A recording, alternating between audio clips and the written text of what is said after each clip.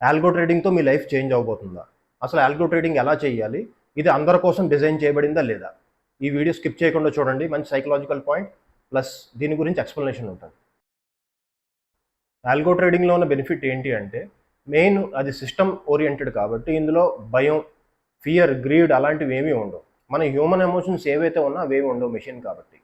So ఏంటంటే ఈ trader ఎవరైతే ఉన్నారో డైరెక్ట్ ట్రేడ్ అతను తీసుకున్నప్పుడు ఏమవుతుందంటే ప్రాఫిట్ కానీ లాస్ కానీ ఏదైనా చూసినప్పుడు వాళ్ళకి ఒక ఫియర్ ఉంటుంది అనమాట. ప్రాఫిట్ అచీవ్ అవ్వక ముందే మధ్యలోనే చిన్న ప్రాఫిట్ వచ్చు అంటే తక్కువలోనే సాటిస్ఫై అయిపోవడం అనమాట. తక్కువ ట్రేడ్లోనే వాళ్ళు కట్ చేసేస్తూ ఉంటారు. సో ఇలాంటివి బయటికి సైడ్కి పెట్టి ట్రేడింగ్ కరెక్ట్గా చేయడానికి మనకి ఆల్గో అనేది ఉపయోగపడుతుంది. కరెక్ట్గా చెప్పాలంటే ఆల్గో సిస్టమ్ అనేది డెవలప్ చేయబడింది ఎవరి కోసం అంటే మెయిన్ హెచ్ఎన్ఐ కోసం and FIs, high net worth investors ఉంటారు కదా, వాళ్ళు చేసి ట్రేడ్ కోసం అనమాట. సో ఆల్గో ఇప్పుడు దాకా ఉన్న ఆల్గోలు ఇప్పుడంటే చాలా ఆల్గోలు అన్నీ మనకు ఫ్రీగా దొరుకుతున్నాయి, అన్నీ బాగానే ఉన్నాయి. కానీ మెయిన్ డిజైనింగ్ పర్పస్ ఏంటంటే high frequency trading plus high amount of positions అనమాట. ఇవి ఎలా ఎగ్జిక్యూట్ చేయాలి దాని గురించి ఇంత అమౌంట్ పెట్టినప్పుడు వాళ్ళలో సైకలాజికల్ ఫీలింగ్స్ రాకుండా గ్రీడ్ అండ్ ఫియర్ని సైడ్ చేయడానికి ఆల్గో అనేది డిజైన్ చేయబడింది అనమాట. ఓకే, సో ఇప్పుడు ఏమైందంటే ఆల్గో బాగా పాపులర్ అయ్యి అందరూ ఏ అయితే ప్లాట్ఫామ్స్ ఉన్నాయో వాళ్ళందరూ మనకు ఫ్రీగా ఇస్తున్నారు, కొన్ని పెయిడ్ ఉన్నాయి, చాలా ఉన్నాయి. సో వాటిని మనం ఉపయోగిస్తున్నాం. కానీ బేసికల్గా ఇది డిజైన్ చేసింది దేనికంటే హై ఫ్రీక్వెన్సీ ట్రేడింగ్ అంటే స్కాల్పింగ్ టైప్ కూడా ఉంటుంది. ఓకే, ఇంట్రాడేలో హెచ్ఎన్ఐస్ వాడడానికి అనమాట. హెచ్ఎన్ఐ అండ్ ఎఫ్ఐ వాడే ఆల్గోరిథం వేరు, మన రిటైల్ ట్రేడర్స్ వాడే ఆల్గోరిథం వేరు. ఇది మీకు తెలుసు. ఓకే, వాళ్ళు ఆల్రెడీ వాళ్ళే రాసుకుంటారు కొన్ని ఆల్గోరిథము, కొన్ని వాళ్ళు బై చేసినా సరే అది చాలా చాలా ఎక్స్పెన్సివ్ అనమాట. మనం ఫ్రీ అవ్వచ్చు, ఏవో చిన్న చిన్న సబ్స్క్రిప్షన్ టైపు ఉండొచ్చు. మనలో కొంతమంది ఆల్గోరిథం రాయవచ్చు, అంత తెలివైన వాళ్ళు కూడా ఉన్నారు, అలాగని కాదు. కానీ ఎప్పుడైతే మీకు మీ స్టాప్ లాస్ రిటైలర్స్ కరెక్ట్గా ఆల్గోలో పెట్టడం రాలేదో అప్పుడు 100% చాలా ఛాన్సెస్ ఉన్నాయి మీరు లాస్ అయ్యే ఛాన్సెస్ ఎక్కువ.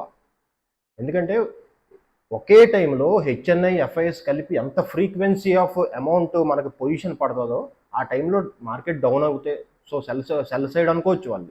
ఓకే, మీరు అదే టైంలో బైలో ఉన్నప్పుడు వాళ్ళు ఏమవుతుంది అంత ఫ్రీక్వెన్సీ ఒకేసారి పడినప్పుడు మీ ఆల్గోలోని మొత్తం స్టాప్ లాస్ మొత్తం అంతా హిట్ అయిపోద్ది అనమాట.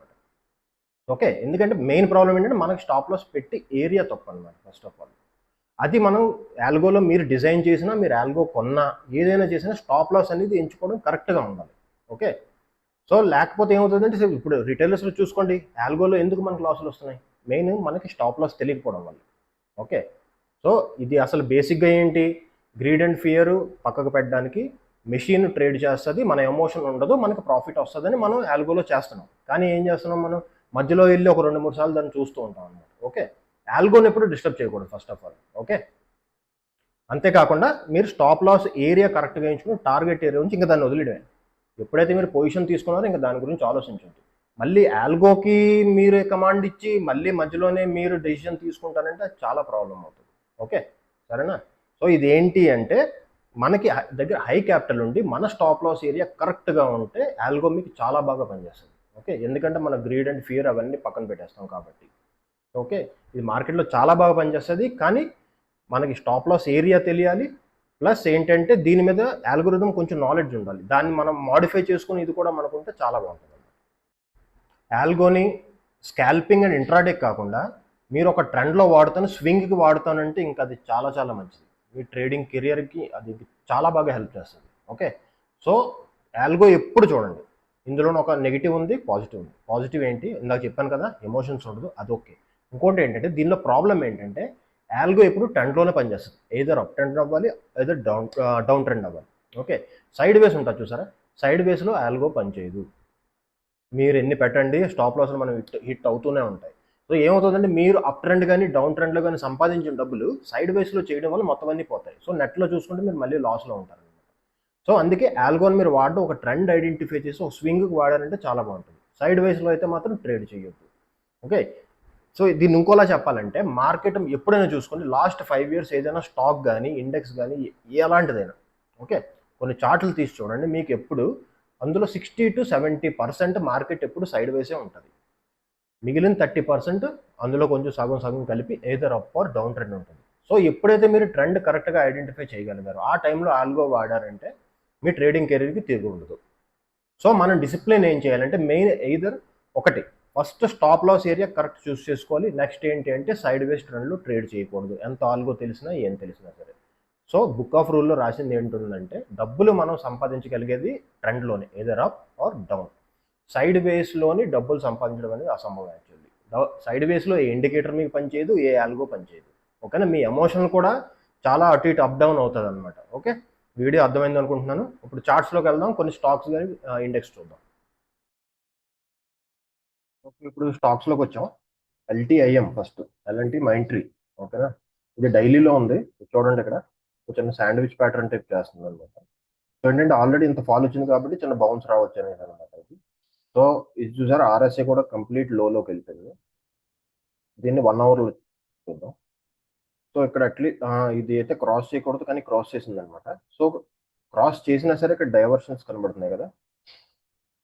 ప్రైస్ డౌన్లో ఉంది, ఆర్ఎస్సి టాప్లో ఉంది. అంటే మనకు ఒక బౌన్స్ వచ్చి ఛాన్స్ ఉందన్నమాట. ఇక్కడ ఏంటంటే ఏదైనా ఒక క్యాండిల్ స్టిక్ ప్యాటర్న్ చూస్తే ఆ టైంలో మనం ఒక బై పొజిషన్ అయితే తీసుకోవచ్చు, కానీ చూడాలి, కన్ఫర్మేషన్ లేకుండా తీసుకోకూడదు అనమాట. ఇది ఇంకా 2 క్యాండిల్ కిందకు ఉండొచ్చు, ఆర్ఎస్సి కొంచెం పైకి వెళ్ళొచ్చు.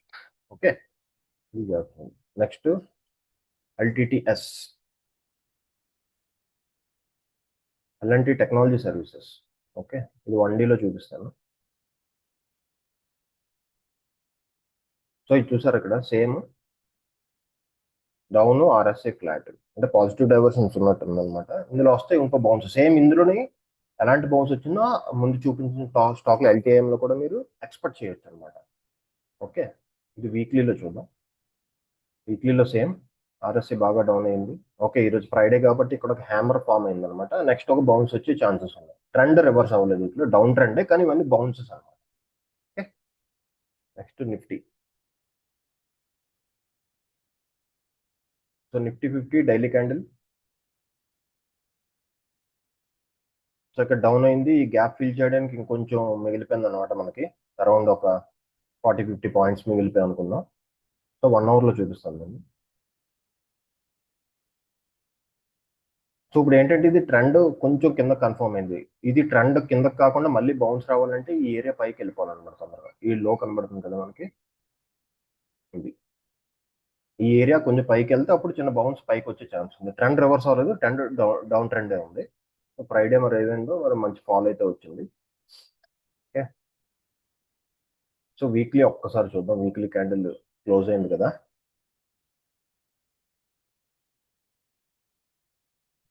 ఓకే, రెసిస్టెన్స్ కంప్లీట్ ఉంది. ఇది ఒకే వచ్చే ఛాన్స్ ఉంది కిందకి అని చూద్దాం. కాకపోతే ఏంటంటే ఇది డైలీ అనలైజ్ చేసుకుంటూ వెళ్ళాలన్నమాట. ఒక రోజు కిందకి ఒక రోజు పైకి. మీకు ట్రెండ్ అంత ఈజీగా ఐడెంటిఫై చేయమన్నది, అంత ఎక్స్పీరియన్స్ కావాలన్నమాట. సో ఇది చెప్పింది ఏంటంటే నేను, ఇది బౌన్స్ రావాలంటే ఈ ఏరియా పైన సస్టైన్ అవ్వాలి. ఓకే, కనబడుతుంది కదా, ఈ ఏరియా పైన సస్టైన్ అవ్వాలి. అదర్వైజ్ ఇది గ్యాప్ ఫిల్ చేస్తుంది. ఫస్ట్ గ్యాప్ ఫిల్ చేసిన తర్వాత మనం చూద్దాం దీని సంగతి. Bit coin.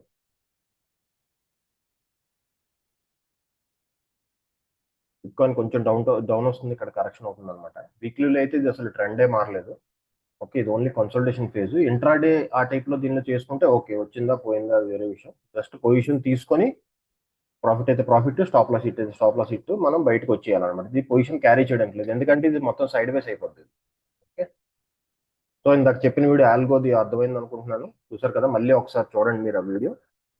సో బేసిక్గా ఏంటి అంటే ఆల్గో చేయాలంటే హై క్యాపిటల్ ఉండాలి, అదర్వైజ్ మీకు లో క్యాపిటల్ మీరు చేస్తే మీ స్టాప్ లాస్ అనేది చాలా కరెక్ట్గా ఉండాలి. ఓకే, అది మీరు చూసుకోండి. Thank you.